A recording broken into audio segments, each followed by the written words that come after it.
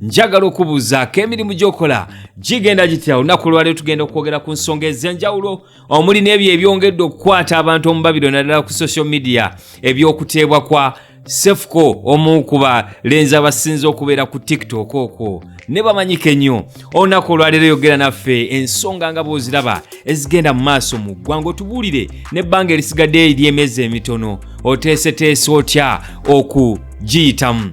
Naye nga tetunagenda luuyi olwo njagala okukujjukiza gwe nanyumirwa akazannyo k'okusiba ku mizannyo egy'enjawulo kiyite betting nti kampani bwaguuga mu nsi yonna eriemu yokka 1xbet erina odds ennungi gy'osobola okuba ng'ojoyininga essaawa eno yennyini kubanga ekyo kya bwereere. Okujoyininga 1xbet clickinga ku link eri mu description ya video eno n'oluvannyuma ofune bonus ey'ebitundu 200 200% ku deposit gy'osooka otteeka ku akaunti yo, era ng'okuclaiminga bonus eyo ojja kukozesa promo code 256C kasita oklickinga ku link eri mu description ya video eno. Naye njagala okujjukiza gwe wenna nti okubetinga kwandibwa okw'obulabe eri obulamu bwo eri obwongo bwo, n'olwekyo gwakikola bettinga responsibly. Ate era njagala okujjukiza nti abali wansi w'emyaka 25 temukkirizibwa wadde okukwatako okubetinga.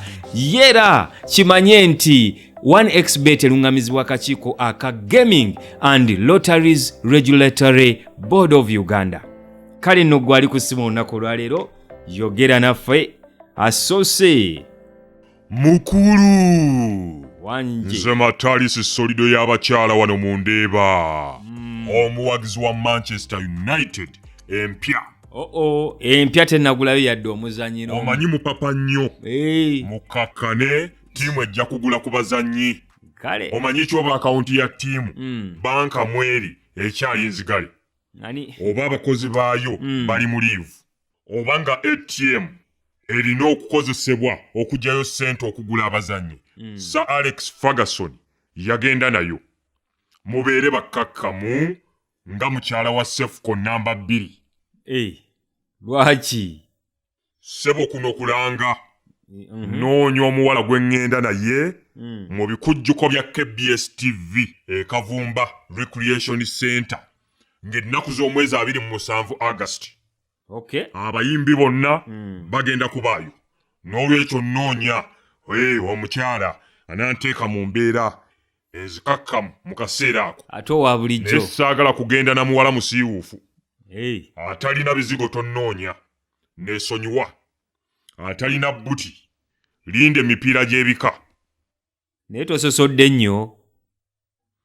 Kasita ggwe atasosola w'oli ojja kubatwala. Kale kambuuze ku Sheikh Umar nti weebale kwagala bintu bya Cephco. Weebale kubeera musajja mukalukalu. Weebale kulengera sayizi yo n'oyagala ogikwateko ogituukeko. What a joke. Mpulira bibye ssebo. Naye mazima ddala lwaki ku bwangu bwa Sheikh Umar bw'alina tetumusindika ewa Shiba Kalungi n'abaako kye yeekolera. Oyo muyizzi tasubwa wandirabye bw'avaayo n'omunyama. Wangi agendayo leero enkeera Shiba n'akola baby shower. Nga lubuto. Naye ng'ebizibu bya Sheikh Umar n'abakazi biyitiridde. Nze ndaba nga atuuse okwesomera edduwa. Bw'ogambye. Naye oba lwaki tebaamuwa mudaali ku lunaku lwa Heroes Day? Ogwaki? Bamuwegwa. Ogw'okukonkona bakyala b'abasibe. Solido. Kokokoko nakonkona mwana muwala yefuda tamuwulira. Kokokoko nakonkona. Genda eri. Akayimba nkaweerezako Sheikh Umar omuzira waffe ow'omulembe omutebi. Kale weebale. Yo Solido ab'omu Ndeeba batulabira ali ku simu. Presenter. Wanji. Maama Joan omulimi w'amatooke n'ebijanjaalo wano Zirobwe. Ku faamu y'amajanja.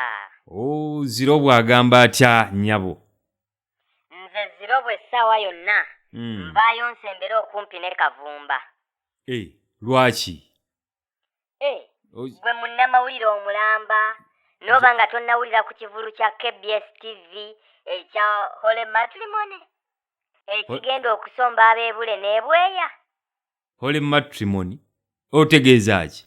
Ekikulu ekigenda okuyuuguumya eggwanga Holy matrimony.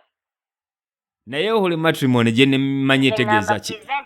Waliwo ekiseera ky'osaanidde okubunirako kubanga tolina ky'otugamba okuggyako okwagala okutukuba siwegi. Siwegi? Yes, amalusu. Wangi maama. Ndowooza essaawa yonna ofuna diguli mu kweyitabya. Anya, ogenza okulaba nga nfaanana okukuzaala. Wamma abawagizi ba KBS TV n'abajagaliza ebirungi mujje tujaguze ng'ennaku z'omwezi 27 August Kavumba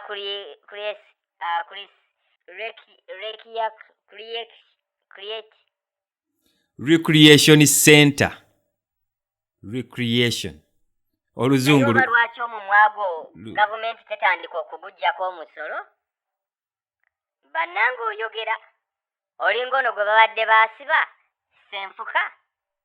Si senfuka, Cephco. Nawulidde mbu Sheikh Umar bye yakola luli yabizzeemu. Ebiriwa? Ebya prison break, salivation. Byebiriwa? Ebintu by'okuyiika endusu ku bakyala b'abasibe. Naye oba lwaki omusajja oyo tatuuza ambuliko koodi ye n'omulaba ng'agizunza wano na wali omandaawe. Ambuliko code yeeriwe. Nange Sheikh Umar yali agenda kunneegezaamu ng'akozesa energy giving food. Ng'akozesa mmere? Yali andeetako emmere ye ne mmukuba oluyi n'agwa wansi bw'ati n'atandika okusoma edduwa. Nange ne nziruka paka waka. Ambuliko code yeeriwa? Nebo naawe kolako ku research. Wangi? Buuza Gogo. Hello? Alo baba! Webale kutuweereza mukagwa. Nkale ssebo, nammwe okuwuliriza. Ono oli kwogera ku Nisusu Magic omusaada wa Kyabazinga, omuluuzi wa Ssekokedde omulembedde ennyama n'amagi. Era nga wendogerera nsinziire wano e Bugembe kundego yegodde ekibuga ky'Eidinda wano mu Busoga. Weeyagala ogamba otya? Busoga tuli bakalamu ino. Tuli wano tuli mu kweteekateeka tutwaireyo engoye editambula tuli kuyidda Kavumba Recreational Center.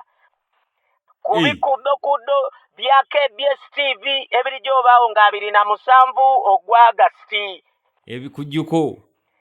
Abasoga bonna ndikwidda nabo baba ni Sekoko dange ndikwidda nado ndireete dikolo obwa Queen Dancer. Wangi tulekeemu naawe. Sekoko dange disinga shera gashumba okunenya ekyansuti. Susu Magic. Owakana mu baba. Lwaki totulekaamu? Nawulire nti Sheikh Umar ono omusomi wa dduwa. Bwe yali akwana mu Cephco ono yabaire mu Ituda. Ono ayogera agagamba agabedde gati. Oyo ebigambo ebibba byotasobola n'abisa mu kanwa. Cephco. Oyo Sheikh Umar zeena yantwala ku omukazi. Era amunoonya. So ndi kukunga bonna abaaliwo nga Sheikh Umar aide wange baide bamuweeku obudulizi kuba bankoba yatwala ebintu byange byonna kulule lwe nali mu Ituda. Era ndikusaba buli musaada gwe baasiba mu ikomera ng'oli mu Ituda. Ofulumoti ng'okalituuka wakasooka oje wa Sheikh Umar okebere buli wamu buli mukasondo okukakasa nti mukyalawo azirayo era ng'ezira nakapale ka munda ewuwe wa Sheikh Umar okakase nti akapale k'omukazi kazira wa Sheikh Umar. Aye baba omwana ono Cephco omwana nga muto ino abakazi ababiri abanoonya kukiye lwaki tampa kumulala ati zeena neeyagaleko. Weeyagaliza ag'ekisaado yenda gafiire bwereere gatyo. Cephco muganda wange ompulira ndidi oli ku rediyo eno nkusaba ompeeku at least yakawala kalala kati nkulagire kwawe omutima nti ogw'abasoga gwo tigufa. Pulezidenti awontesiza bubi oba iwe olinayo omukazi gw'otayenda bukalamu mpeereza zena ndiye kubisiike baba ebiri mu pilipili manga. Ate Maama Joan gwe wali otandiseeko. Oyo Mukapa ino. Wangi. Mukapa.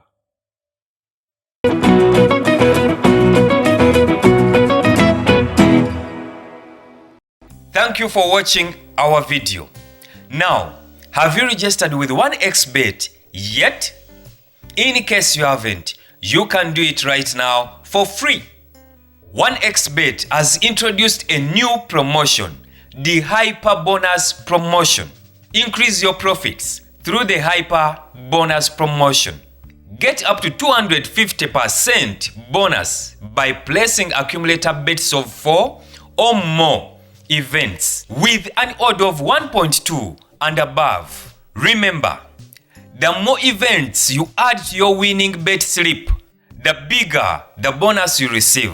To be part of the Hyper Bonus Promotion, join 1xBet today using the link in the description of this video.